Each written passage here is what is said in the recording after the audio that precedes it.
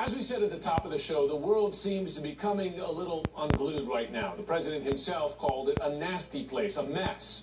When he said that just a couple of days ago, he had the look of a man who knows there is a lot of work to be done and that he's the one to do it, which is what he promised during the campaign. He pledged to stay home and buckle down.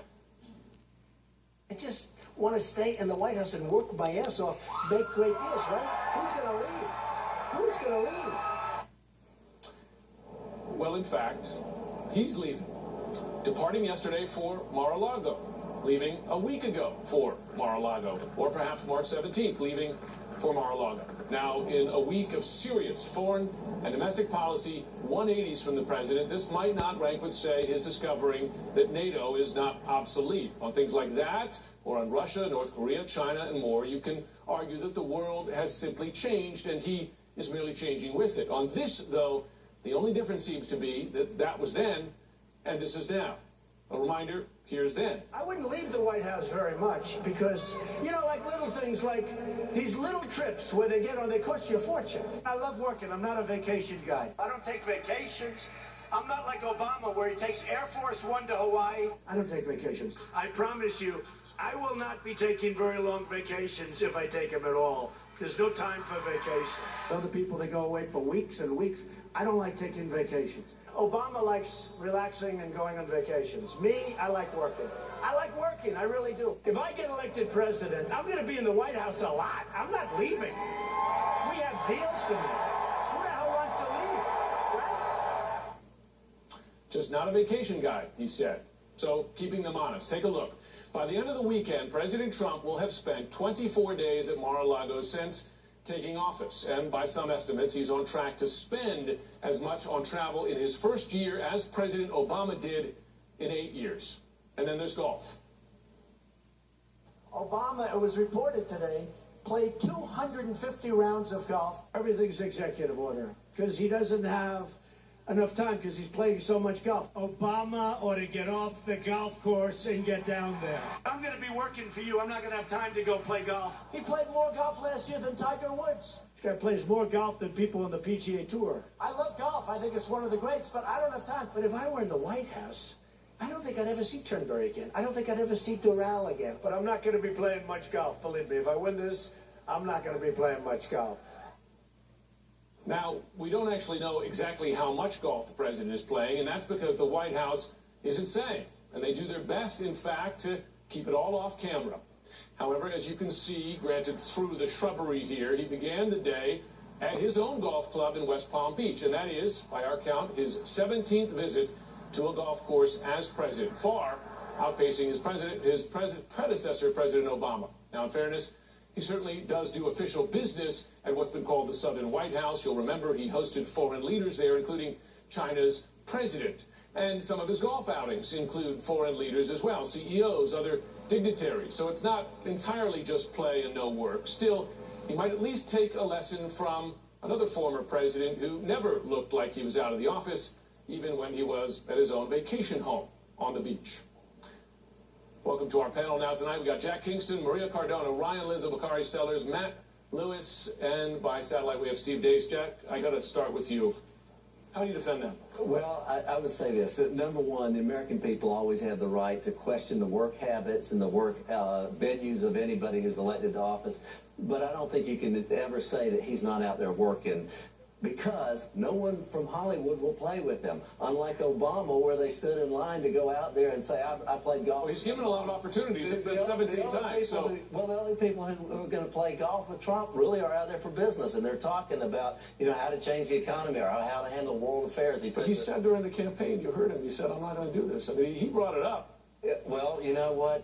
He's still getting it done, and I think that that's what the important thing is. And Jack, if you, let's say we worked at a company, if your boss gave you grief for playing golf on the weekends or set a rule or something and then went out every weekend to play golf.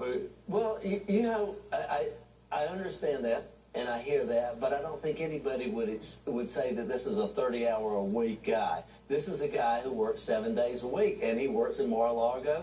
He works on the plane. He works on trips. I mean, he's a workaholic, and I don't think he's, you know, to me, criticizing Obama for too much golf, Maybe that's campaign rhetoric, maybe it's not, but the reality Frequent is, campaign if rhetoric. you think about how busy he's been since the day after the election, putting his cabinet together, putting on his economic plan, working for, legislation, I think he's a workaholic wherever he is. Maria's chomping at the bit. Maria was. Here's the thing. So Trump is a lying, hypocritical flip-flopper. That's not news. It's tough to defend, but it's not news, okay? I think the impact here, though, and I don't begrudge presidents for taking trips because I agree with you.